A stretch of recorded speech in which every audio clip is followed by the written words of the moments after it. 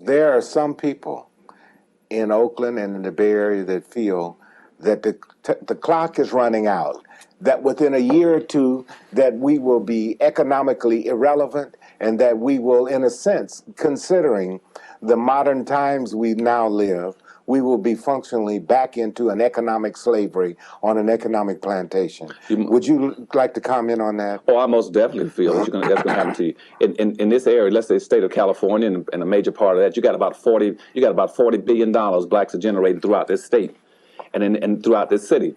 Now you're looking around the city of Oakland, and wealth, again, what I'm saying, wealth is the problem. What do blacks own in Oakland? Tell me, what do they own? Do they own and control anything of substance? Now, you got all these other groups coming in here. They're in competition with you. They're not here to love you. They're not here to marry you and marry to socialize with you. They're here in economic competition with you. Now, blacks have been here now. Blacks are the oldest population in this country. Now, show me where blacks own and control anything. And what do we do to compete? What is your prescription? The first thing we must do is quit integrating and quit trying to socialize and say you must go back. You cannot build wealth and power until you have a community. Black people in this country are the only people. We are the only people in this nation that do not have one single solitary community. You cannot acquire power and wealth without a community, and yet we do not have one single black community in America. That's from New York to San Diego. At best, all we have are a few residential areas.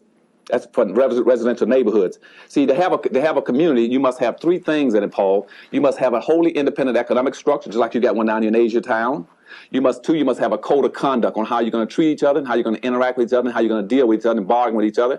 And thirdly, you must have some form of governance that will control and regulate the behavior of people in your community and deal with other organizations outside your community. Blacks do not qualify on either one of those terms. We do not have communities. So consequently, without a community, you have no place to store your wealth, your value, your history, your culture, your employment, and your business opportunities.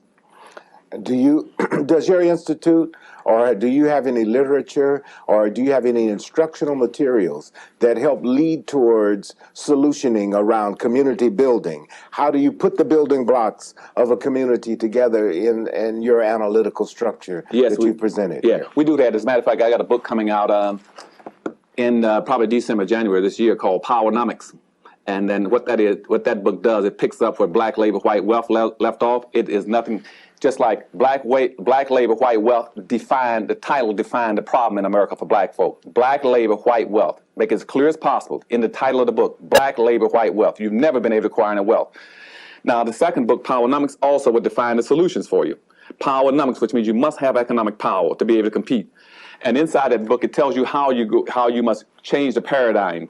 You must quit trying to go social integration. You must start talking about economic integration. Instead of talking about civil rights, you must start talking about black rights. So your term you would probably agree with called integrating the money? That's right. You got to move the money around. See, let me give you another point. To show you, see, contrary to the myths in this society, black folk are in the same position they were. You talked about the Dred Scott decision. Black folk are ironically in the same position today as they were during the Dred Scott decision. And on the eve of the Civil War, Paul, black people in America, almost 100% were enslaved. Now watch my point now. Almost 100% of all the black folk in America were enslaved in 1860 on the eve of the Civil War. And they only had 1/2 of 1% of the wealth of this nation.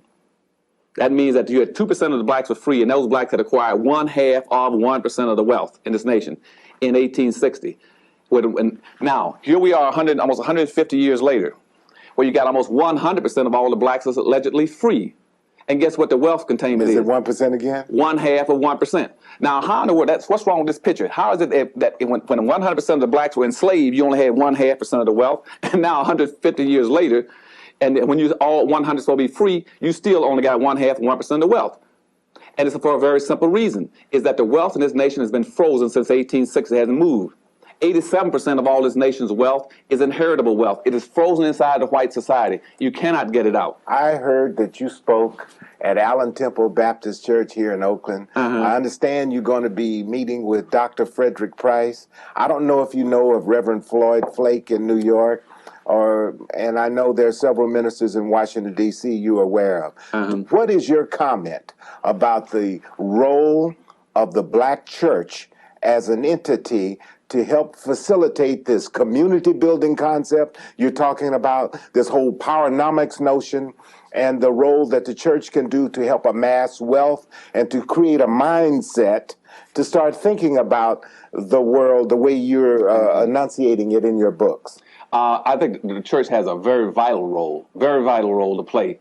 And when I first conceptualized a movement in this country for black folk to change the direction from where we've been going historically to a new direction for economic empowerment, I envisioned I needed at least about 5 major elements to help me. One, I needed somebody who was very good, in legal. So we started filling the courts with some new legal challenges, not on social issues or political issues, but on economic issues, going back to your Dred Scott decision, saying, do blacks have economic rights or don't they? Point one. Point two, I needed someone who was very strong and prominent in politics to work with me as a team member. Point three, I was going to fill as one myself as an economist. Point four, I needed a religious practitioner. Why did I need a religious practitioner? Because I knew that our oldest business in the United States was a church. And it's the most viable, competitive one in the country. But what happens is that we need to be able to change the traditional role of churches. Now, why that's important is that I got to get even black ministers out of the traditional posture they've been in now. See, when the evangelical movement started in this country in the late 1790s, at that time, black folk were only permitted to go to church occasionally to accompany in the complement of their masters. And black folk were denied access to religion. But in about early 1800s, when the evangelical movement picked up a lot of momentum, they said, well, maybe there's nothing wrong with us allowing blacks to have their own separate service and have their own ministers. But they said, if we decide to do that, and this started about 1817, they said, here's what we must do. First thing we must do is that as a dominant white society, we must use religion now as a control mechanism. We must make sure that we appoint and pick and choose the blacks who are going to be the ministers, and it must be based on certain qualification, Paul. So they said we will license and pick the ministers, and those ministers must once we pick them and choose them and license them, they must do 3 things. One, they must use the Bible. They must use the Bible to teach the black race that whenever the Bible talked about the slave and the master, they were talking about the white master and the black slave here on earth.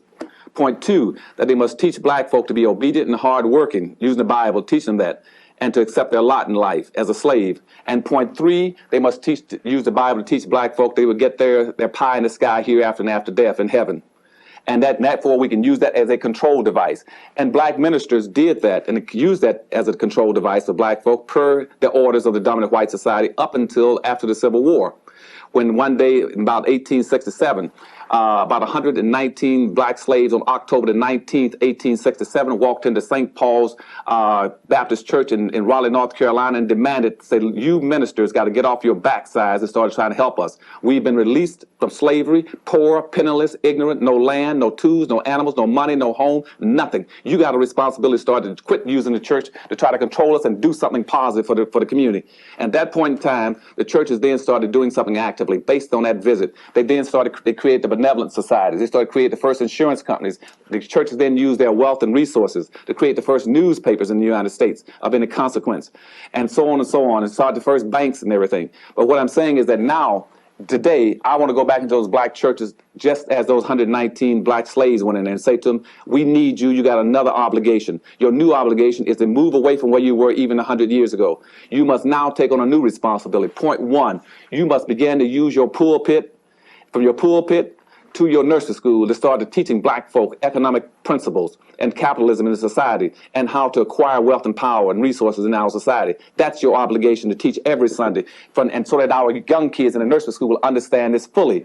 So when they start attending nursery school, the first thing they will learn is that in our society, that someplace, somewhere, a black person will be producing something, and that's who they would buy it from, that they would love and respect and buy and cherish the things produced by their own people in their own communities. Point 2, besides teaching economic principles and brotherhood and how we must buy and support each other, point 2, you must now use that church to attract and draw in wealth into the community and lock it in. You must cease and desist and keep building bigger churches and taking the money from the black folks' pockets and getting big mortgages and buying bigger churches that goes back into the white pocket. You must learn how to draw money into your community and lock it in and hold it. Now, once you lock that community that money into your community and into your church, what do you do with it? You then, 3, you set up savings unions, you set up credit unions, you set up opportunities for black folk to start business and borrow that money at low interest, long-term loans, so black folk can now subsidize business opportunities. Point 4, you then begin to use your church and get out of the churches and go out and create special kinds of programs to relieve the suffering of black folk in and around your church, to uplift your black community by using the resources that you have in that church that are available to you. And point 5, you must also start getting out of the church and using this church to counter all the racism in the society that's coming from the right-wing, ultra-right-wing churches. Groups that are preaching hatred and using the Bible to try to preach black inferiority in the country. You must stand up on a Sunday morning in church and take them on and say, no, that ain't going down anymore. So you must use your church as a pulpit, a bully pulpit, protect your people from white racism that's in the church and has always been in the church. Because ever since the first time slavery was organized and codified on earth, it came out of the Catholic Church in 1488, when the Pope put out an edict saying, if you're going to come up with new slaves on the earth, don't pick Indians, pick black folk. And every religion on earth has codified and approved of and supported the enslavement, the exploitation, the Jim Crowism of black folk. That means the Catholics, Protestants, Baptists, Mormon, everybody you name has misused black folk, every religious sector. Have you figured out a way in your studies of the Bible or religion to show black ministers and our churches how to use the scripture to teach all those positive things that you say the church should be doing? Mm-hmm. Can they get scriptural backup as a way to use the Bible as a tool, as you say, to educate rather than to control? Most definitely. And I can give you a lot of things myself, but rather than doing that, I think some of the best examples will come from Dr. Fred C. Price down in Los Angeles. That's what he's doing. When Dr. Price tells me that God told him to get out of the pulpit and come help me, and he's going to walk with me and support me all over this nation, he's done a phenomenal job of that. And he told me he's going to spend an entire year attacking racism and religion. And he's going to devote his whole sermons from January to December of this year going after it. You got Dr. Cherry in Washington, D.C., who has the next biggest black church on earth. Dr. Fred C. Price has the first biggest. Cherry has the second biggest. And Cherry is going after it on the East Coast, saying, yes, religion has played a major role in the institutionalizing of racism in American society against black folk. Religion has always made it possible for whites to justify what they were doing to black folk. The League of African American Voters, which sponsors this show, had, as I said earlier, Elder John Collins, a minister, who was essentially pointing out some of the same concerns you are. The League of African American Voters made a commitment, along with the Voices of Legacy, to produce a publication and to work with those trying to spread information like what's in your books and what's in his book to every black church and minister in the country.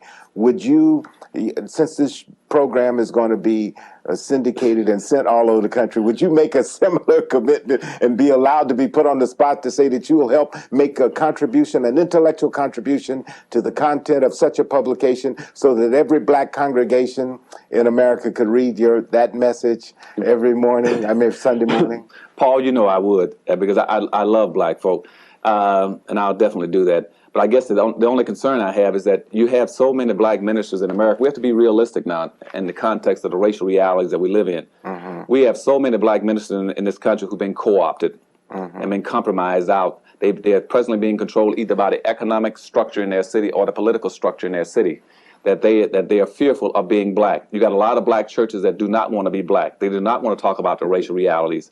And why is that? Huh?